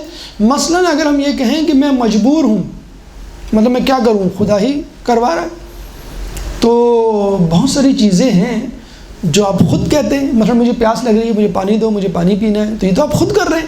آپ یہ تو نہیں کہہ رہے بھائی خدا کروا رہا ہے، خود ہی میرے منہ میں جا رہا ہے. کھانا کھانا، مثلا آپ باہر جاتے ہیں، کسی پہ ظلم کرتے ہیں، جھوٹ بولتے ہیں، تو آپ خود کر رہے ہیں. سگنل توڑ رہے ہیں، آپ خود کر رہے ہیں.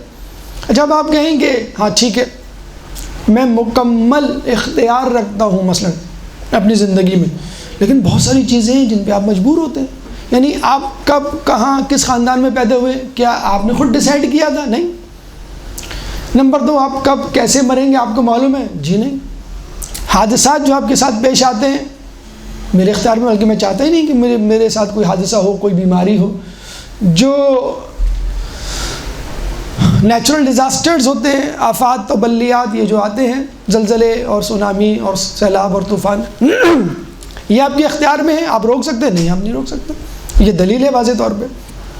مثالیں شرعی حوالے سے بہت سمپل کہ نیکیاں اور گناہ وہ ہمارے ہاتھ میں ہیں، یعنی گناہ میں جھوٹ چاہوں تو بولوں، چاہوں تو سچ بولوں، نماز چاہوں تو پڑھوں، چاہوں تو نہ پڑھوں، گناہ اور نیکیاں ہمارے ہاتھ میں ہیں، یعنی کچھ چیزیں ہمارے ہاتھ میں اور کچھ چیزیں اللہ کے ہاتھ میں ہیں، یعنی پیدائش، یعنی موت، یعنی حادثات، یعنی قدرتی آفات، یہ میرے ہاتھ میں نہیں ہے۔ اچھا، پھر اگر ہم معاشرتی حوالے سے مثال ڈھونڈیں وہ بھی بہت آسان ہے۔ مثلاً باہر کے ملک کے ہم قانون کی مثال لے لیں، یہاں کے قانون کی تو دھجیاں اڑائی جاتی ہیں۔ مثلاً سگنل پہ رکنا ہے، چاہے رات کے 2 بج رہے ہوں، چاہے روڈ خالی ہو، ٹھیک ہے، آپ کچھ بھی، آپ کے پاس مرسڈیز بینز ہو، BMW ہو، کوئی بھی ہو، بھائی آپ کو ریڈ سگنل پہ رکنا ہے، آپ رک گئے۔ آپ نے $10,000 کمائے، کینیڈا میں ہیں آپ، مثلاً $4,000 ٹیکس کٹے گا، آپ نہیں کہہ سکتے کہ بھئی یہ $4,000 بھی میں نے کمائے، یہ مجھے دو۔ $6,000 آپ لے سکتے ہیں، $4,000 نہیں لے سکتے۔ اسی طرح جو دیگر لا ہیں، مثلا آپ کو جانا ہے کسی ملک تو ویزا، پاسپورٹ، ٹکٹ ضروری ہے، اس کے بغیر آپ نہیں جا سکتے۔ لیکن کیا مکمل طور پہ آپ ان کے ڈسپوزل پر ہیں؟ نہیں، آپ کو کتنا کمانا ہے، 5,000 کمانے ہیں، 10، یہ آپ کے اوپر ہے۔ آپ کو کون سی جاب کرنی ہے، کون سی فیلڈ چوز کرنی ہے، یہ آپ کے اوپر ہے۔ سگنل پہ رکنا ہے ریڈ، لیکن اس کے بعد رائٹ مڑنا ہے، لیفٹ مڑنا ہے، آگے جانا ہے، یہ آپ کے اوپر ہے۔ آپ کو آفس جانا ہے، آپ کو پلے گراؤنڈ جانا ہے، آپ کو سینما ہال، جہاں جانا ہے، یہ آپ کے اوپر ہے۔ تو وہی ہماری معاشرتی زندگی میں کچھ چیزیں ہمارے ہاتھ میں ہوتی ہیں، کچھ چیزیں لوگوں کے ہاتھ میں ہوتی ہیں، یا معاشرے کے یا حکومت کے ہاتھ میں ہوتی ہیں۔ تیسری مثال، اب اپنے جسم کی مثال لے لیں۔ میرا ہاتھ میرے اختیار میں ہے، میں چاہوں تو ہلاؤں، چاہوں تو روک دوں۔ میرا پیر میرے اختیار میں ہے، میں اٹھوں اور چل کے باہر چلا جاؤں۔ میری زبان میرے اختیار میں، میری آنکھیں میرے اختیار میں، میرے کان میرے اختیار میں۔ لیکن کیا دل میرے اختیار میں ہے؟ نہیں۔ مطلب میں چاہوں کہ دل اسٹارٹ ہو جائے، پھر میں چاہوں آف ہو جائے، بالکل بٹن کی طرح۔ جگر میرے اختیار میں نہیں، ڈائجسٹو سسٹم میرے اختیار میں نہیں، گردے میرے اختیار میں نہیں۔ بالکل ایسا ہی ہے کہ میں گلاس اپنے ہاتھ میں پکڑتا ہوں اور اس کو اپنے منہ سے لگاتا ہوں، یہ میرے اختیار میں ہے۔ جب پانی حلق میں پہنچ گیا اس کے بعد میرے اختیار میں نہیں۔ اب یہ اسٹامک میں جائے گا، لیور میں جائے گا، کڈنی میں جائے گا، جہاں جائے گا، یہ میرے اختیار میں نہیں۔ تو لا جبرا ولا تفویضا ولکن امرا بین الامرین، کہ زندگی نہ جبر ہے نہ اختیار ہے، یہ تو دونوں کے درمیان کی چیز ہے۔ اہم ترین پیغام اس اصول کا، علمی کمال کا، وہ یہ ہے کہ اللہ تعالیٰ نے، اگر ذرا دقت سے کام لے، اللہ تعالیٰ نے مشکل چیزوں کو آپ کی دسترس سے دور رکھا ہے اور آپ سے مواخذہ نہیں کرے گا وہ مشکل چیزوں کا، اور آسان چیزیں آپ کے ہاتھ میں دے دیں کہ بھئی یہ کرو، ان کا میں پوچھوں گا۔ مثلاً حرام و حلال یہ آپ کے ہاتھ میں ہے، آپ چاہیں تو حلال کریں، آپ چاہیں تو حرام کریں۔ اب آپ کہیں بھائی آج کل کے دور میں بڑا مشکل ہے حلال حرام کا خیال رکھنا، نیکیاں کرنا بڑا مشکل ہے، گناہوں سے بڑا مشکل، بچنا مشکل ہے، ٹھیک ہے، آپ ایسا کریں، اللہ سے کہہ دیں حلال حرام کا جو ڈپارٹمنٹ ہے وہ آپ سے لے لیں، قدرتی آفات و بلیات، حادثات یہ آپ کو دے دیں، کیسے مرنا ہے، کہاں پیدا ہونا ہے، کیا آپ یہ کام کر سکتے ہیں؟ اب ہم یہ کام نہیں کر سکتے، تو یہ تو خدا کا شکر ادا کریں جو آپ کہتے ہیں حلال حرام بڑا مشکل ہے۔ اللہ تعالیٰ نے لا یکلف اللہ نفسا الا وسعها، اللہ تعالیٰ کسی پر اس کی استطاعت سے زیادہ بوجھ نہیں ڈالتا۔ اس میں بھی ایگزمپشنز ہیں، مثلا بیمار ہیں، ٹھیک ہے، روزہ نہ رکھیں، مستطیع نہیں ہیں، مالی حیثیت نہیں ہے، ٹھیک ہے، ہم حج نہ کریں، وغیرہ وغیرہ۔ مشکل کام اللہ نے اپنے ہاتھ میں رکھ دیا ہے، اور ممکن کام جو آسان کام ہے وہ آپ کو دے دیا۔ اس کے علاوہ جو اہم چیز اس میں ایک درود پڑھ دیں محمد والے اللہم صلی علی محمد۔ اس کے علاوہ جو اہم چیز قیامت میں آپ سے یہ نہیں پوچھا جائے گا بھی پاکستان میں کتنے زلزلے آئے، کتنے طوفان آئے، کتنے سیلاب آئے اور کیوں تم نے نہیں روکے، یہ قدرتی آفات، اور خود آپ، تم کو جو بیماری ہوئی، تمہارا جو ایکسیڈنٹ ہوا، تم جس طرح مرے، تم جس طرح پیدا ہوئے، اس کا حساب دو۔ ان چیزوں میں سب روزی تک کا حساب نہیں لیا جائے گا۔ ہاں، حلال حرام سے کمانے والی روزی، اس کا حساب، کیا طریقہ کار تھا تمہارا کمانے کا، کتنا، یہ بھی اللہ نہیں پوچھ رہا، کتنی بڑی رعایت ہے۔ تو اللہ تعالیٰ آپ سے قیامت کے دن ان کاموں کا پوچھے گا جو آپ کی دسترس میں ہیں، اور ان کاموں کا نہیں پوچھے گا جو آپ کی دسترس میں نہیں ہیں۔ اب آئیے ہماری گفتگو کا آخری 5واں مرحلہ کہ جس میں ہم ہارون اور امام سے متعلق ایک مکالمہ پیش کریں گے، اور اس میں کیا علمی مکاشفات ہوتے ہیں وہ آپ کے سامنے پیش کریں گے۔ درود پڑھ دیں محمد والے محمد۔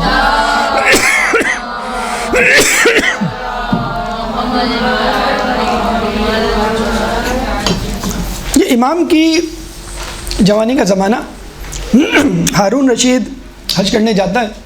آپ کو معلوم ہے کہ بادشاہ نے وقت VIP پروٹوکول طلب کرتے ہیں، اور وہ کہتے ہیں کہ بھائی ایک اسپیشل ارینجمنٹ ہونا چاہیے ہمارا، لیکن حرم میں خدا تو سب کے لیے، مسجد سب کے لیے، اور حرم تو بدرجہ اولا سب کے لیے یکساں۔ لیکن بہرحال بادشاہ ہوتا ہے، اس سے کی زبان سے نکلا ہوا حرف جو ہے وہ قانون بن جاتا ہے۔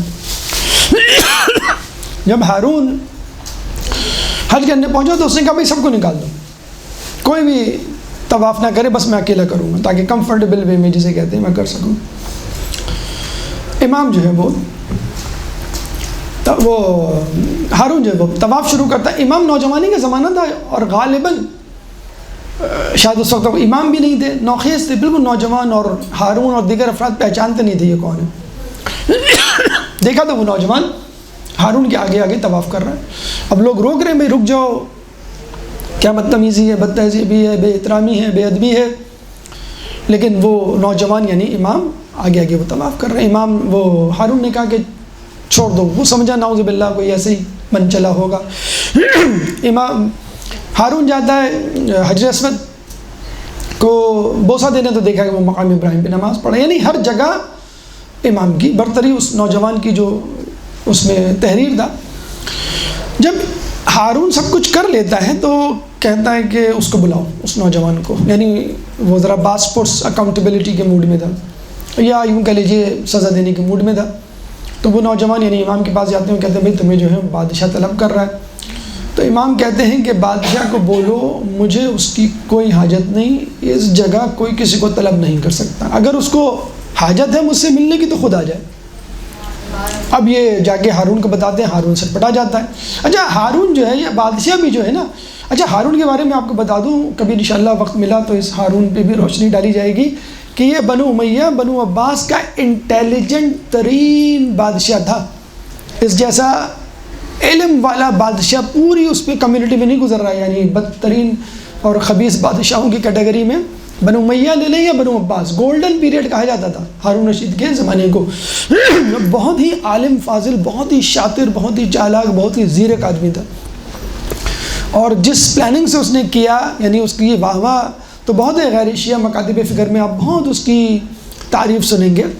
لیکن بہرحال ہم تو یہ کہیں گے کہ اگر وہ اس دنیا کو جنت بھی کوئی بنا دے اور امام کو اس کا مقام نہ دے تو ہم اس پہ لعنت ملامت برسائیں گے۔ بہرحال تو یہ چلا جاتا ہے، کہتا ہے چلو ٹھیک ہے میں چلا جاتا ہوں۔ وہ ابھی کوئی ویلڈ ریزن نہیں مل رہا تھا اس کو سزا دینے کا نا، تو جاتا ہے، کہتا ہے امام کو کہ بیٹھ جاؤ۔ وہ عرب نوجوان نوخیز بالکل تھے، وہ پہچان بھی نہیں رہا تھا، اس نے کہا بیٹھ جاؤ۔ تو امام نے کہا مجھے تیری اجازت کی ضرورت نہیں ہے بیٹھنے کی، تیرا موڈ ہے تو بیٹھ جا۔ اب یہ پریشان، یہ تو بہت ہی بڑی چیز ہے، کیا ہے، وہ پہچانتا بھی نہیں تھا، اور وہ پریشان کہ میں کس طرح اس کو گرفت میں لوں۔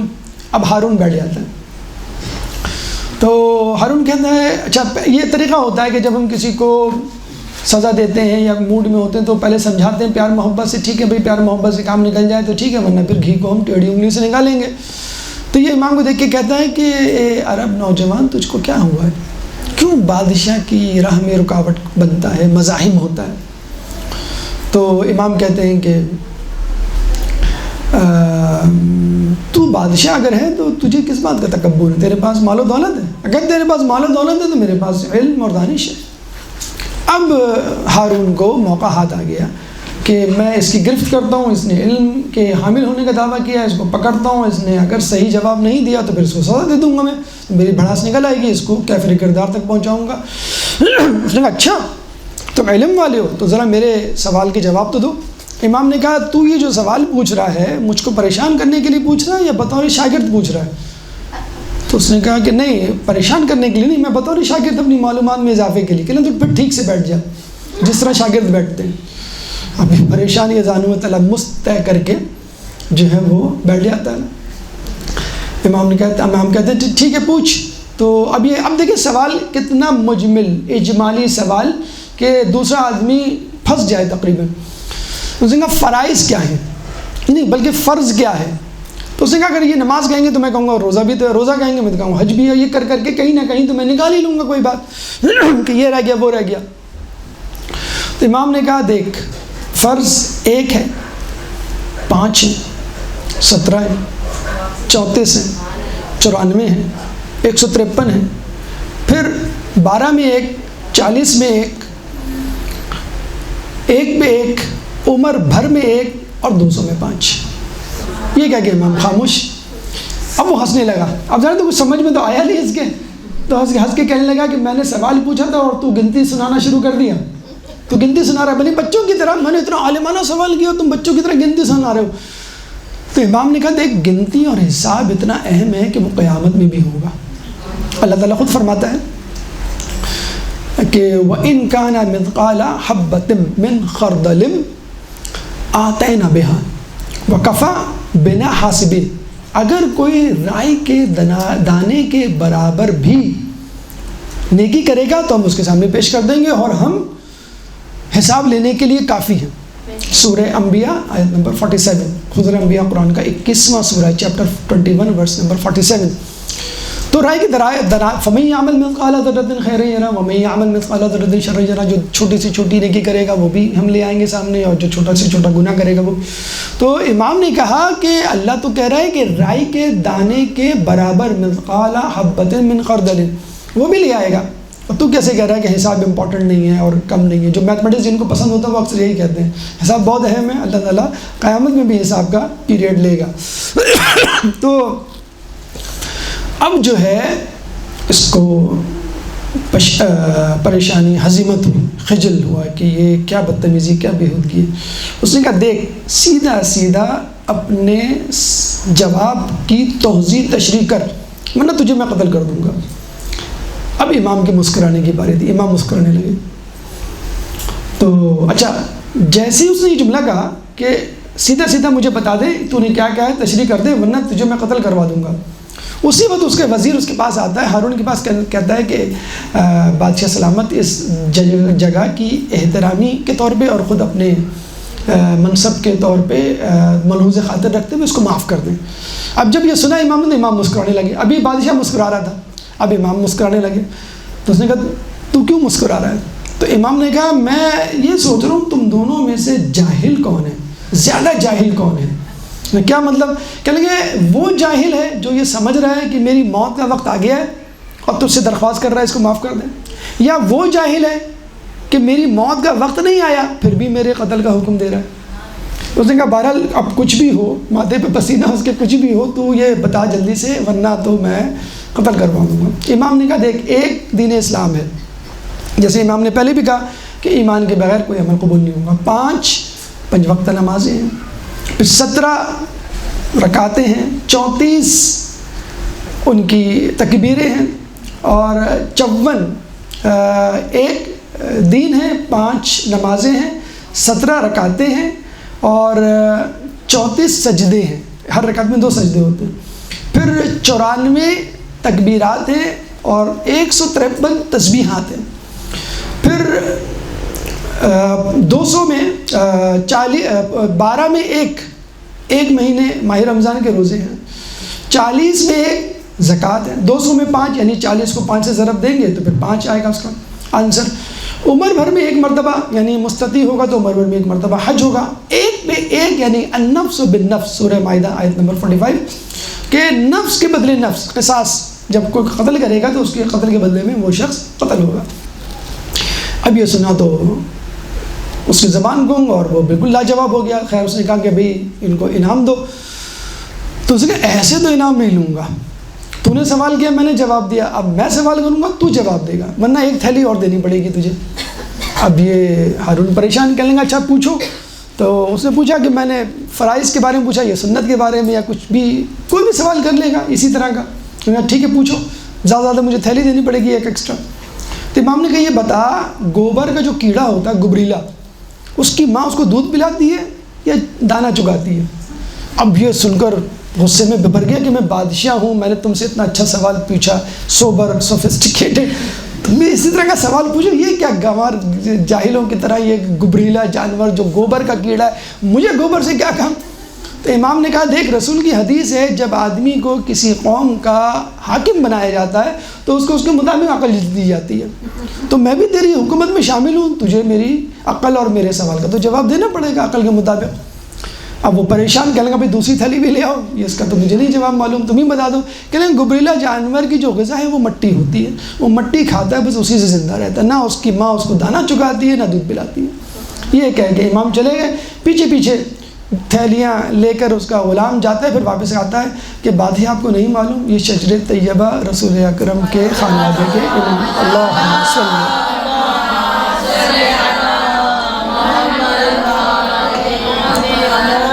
تو ہارون کی زبان سے برجستہ نکلتا ہے کہ بلا شبہ درخت کے پتے کو ایسا ہی ہونا چاہیے، یعنی رسول اگر درخت ہے تو ان کا پتا ایسے ہی۔ بہرحال کلام آخر کے طور پہ کہنے کا مقصد یہ ہے کہ علمی کمالات بذریعہ مکالمات جو آپ کے سامنے گفتگو پیش کی گئی کہ خدا را اپنے ائمہ اور رسول کی سنت اور ماحول کو دیکھتے ہوئے کہ اپنے زمانے میں سب سے زیادہ علم کے حامل تھے، ان کے اصحاب اور لوگوں پر علم کے حوالے سے فوقیت رکھتے تھے، اور خود ہمیں جو سب سے زیادہ کوشش کرنی چاہیے علم کے حوالے سے کرنی چاہیے۔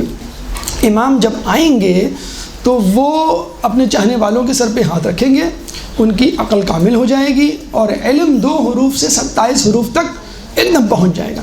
لیکن کون لوگ ہیں جن کے سروں پہ ہاتھ رکھیں گے اور وہ ایک دم سے جسے کہتے ہیں کہ ان کی عقل کامل، جو ابھی سے مدرسوں کا رخ کرتے ہیں، مجلسوں میں بیٹھتے ہیں، کتابوں کو پڑھتے ہیں اور جستجو میں رہتے ہیں۔ اور دوسری بات یہ ہے کہ معرفت الہی اپنے اندر پیدا کیجئے، کیونکہ معرفت الہی ہر کسی کے بس کی بات نہیں۔ ہر شخص دعویٰ کرتا ہے میں اللہ سے محبت کرتا ہوں، لیکن کیا وہ حقیقی طور پر معرفت رکھتا ہے؟ یعنی فیضان یا فائدہ تو حاصل ہو رہا ہے اس کو توحید کا اور خدا کا، لیکن معرفت ہے وہ اس کا فقدان ہے۔ اللہ اگر توفیق نہ دے، انسان کے بس کا کام نہیں، فیضان محبت عام صحیح، عرفان محبت عام نہیں۔ اللہ تعالیٰ سے دعا ہے کہ جو کچھ پڑھا سنا اس پہ عمل کرنے کی توفیق عطا فرما، تعلیمات اہل بیت پر چلنے اور اس کو پھیلانے کی توفیق عطا فرما، جو پریشان حال ہیں ان کی پریشانی کو دور فرما، جو بے روزگار ہیں ان کو رزق حلال عطا فرما، جو رزق حلال کما رہے ہیں ان کو رزق حلال میں برکت عطا فرما، جو زندان میں ہیں ان کو رہائی عطا فرما، جو مقروض ہیں ان کے قرضوں کو ادا فرما، جو گمشدہ ہیں ان کو ان کے پیاروں سے ملا، جو سفر میں ہیں ان کو منزل عطا فرما، کرونا جیسی متعدی بیماری سے ہم سب کو محفوظ فرما۔